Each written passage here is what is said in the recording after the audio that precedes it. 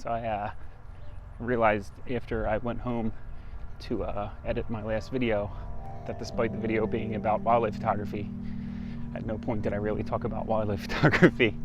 So today when I shoot, I'm going to try to just kind of give you an overview or how I start a day, because you never really have a good idea about what you're going to be shooting or the exact conditions. I'm anticipating that I am going to be in the woods, like kind of like where it is now. It's kind of dark back here, like I'm in the shade, but things can happen out in the open. So I kind of prepare for worst case scenario, and then when I'm presented with a situation, I adjust accordingly.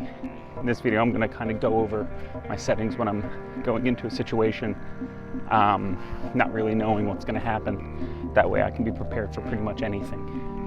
See? Let's get out there and see what happens.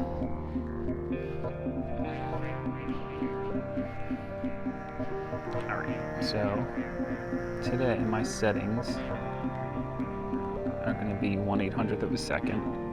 I'm going to do auto ISO, but I'm going to underexpose that by 1 stop. So 800th of a second underexposed by 1 stop. So it'll underexpose by changing the ISO as opposed to the shutter speed or the f-stop, because I'm not shooting in aperture or shutter priority. So the only way I can do that is through ISO. 800th is about as low as I'm comfortable with, because I don't know if my subject is going to be moving. I don't know if my subject is going to be sitting still. So 800th of a second is pretty safe for the most part. f6.3 is actually the minimum aperture at 600 millimeters for this lens.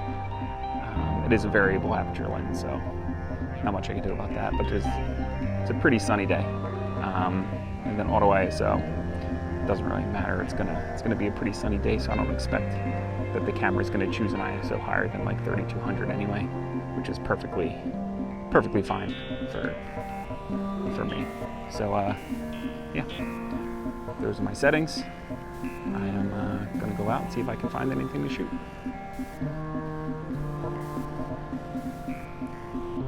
Okay, so just sitting here after I just shot that little piece about my settings, little squirrel jumped out in front of the camera, so I decided to test out if they would be good or not. As you can see, what I said, 1/800th of a second, f6.3, I'm underexposed by 1 stop, and it's actually kind of in the shade. You can see behind the squirrel is pretty well lit up. The squirrel is fairly dark, and it still only chose 1000 ISO, which is super manageable. Like that is a good ISO for me, especially the 70 Mark II, which handles higher ISO pretty well. So I think these settings are pretty good for today, and I'm going to get up now and see if I can't find anything more interesting. So here we go.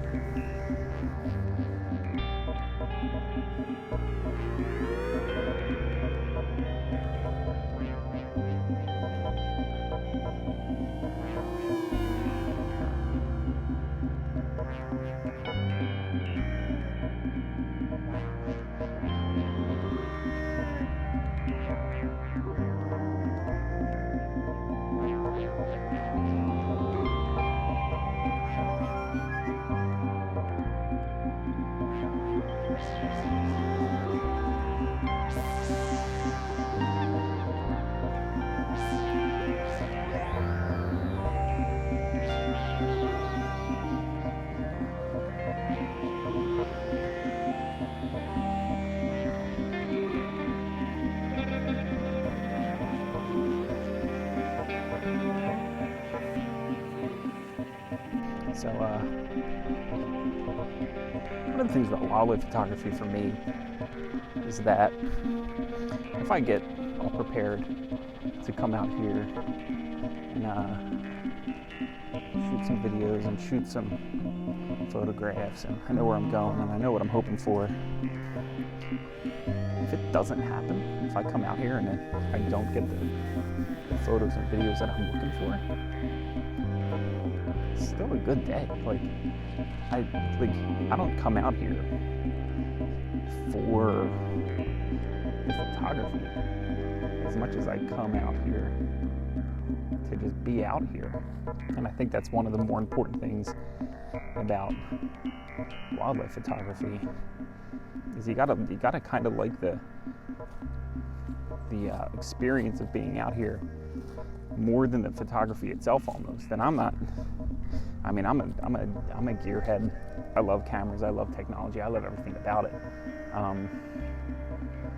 But chances are, I am 100% certain that if I didn't own a camera, I'd still be out here.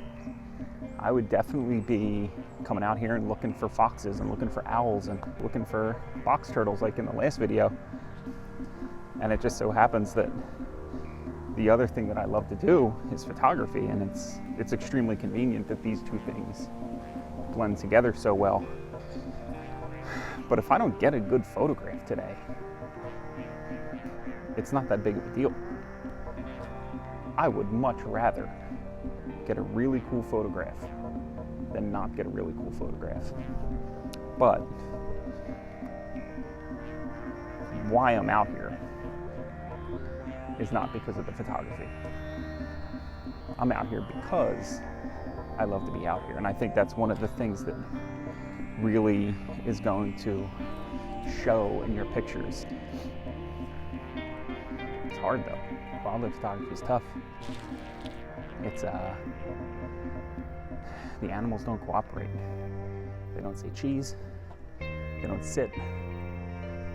They are working against you for the most part. Especially the good stuff. Around here, the good stuff is foxes and owls. Those are my big ones. Foxes and owls. They're hard to find, hard to photograph. But the payoff when you do is it's the best.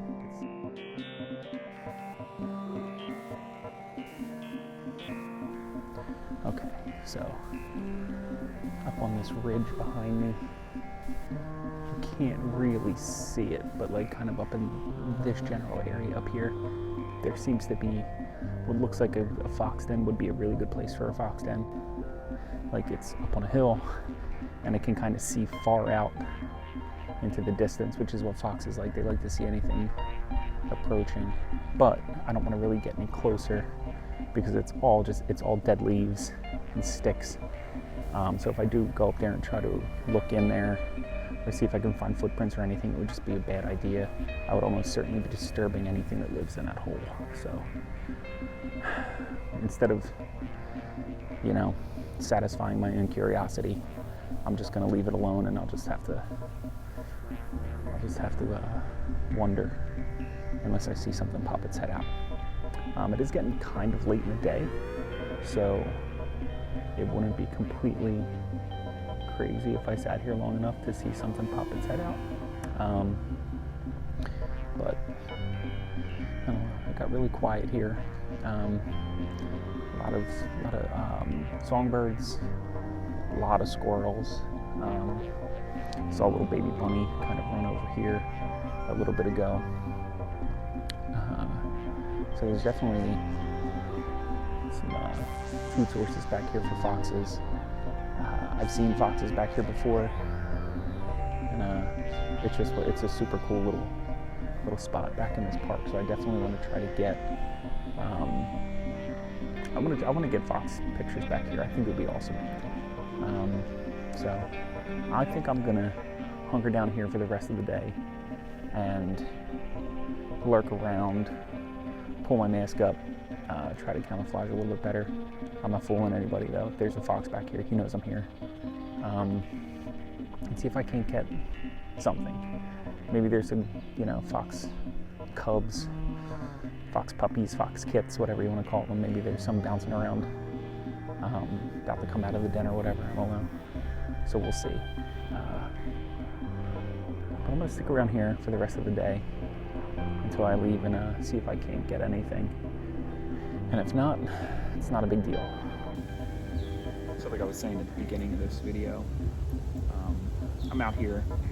I haven't really seen any great photo opportunities. Been out here for about 2 hours. And if one one doesn't present itself, I'm fine with that. It is gorgeous out right now. I found a little potential fox den. I may or may not get pictures of foxes. If I do, it'll be awesome. If I don't, it's still awesome to be out here. There's a cool breeze coming from my left. It's probably blowing directly at the fox den, which is going to stink because they're going to smell me, but I don't care.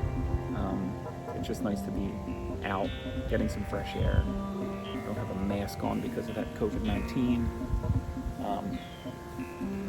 There's nobody around, peace and quiet. This is what I love. If I get a photo, awesome. If I don't, still awesome. So, see what happens. Hopefully, let's cross our fingers.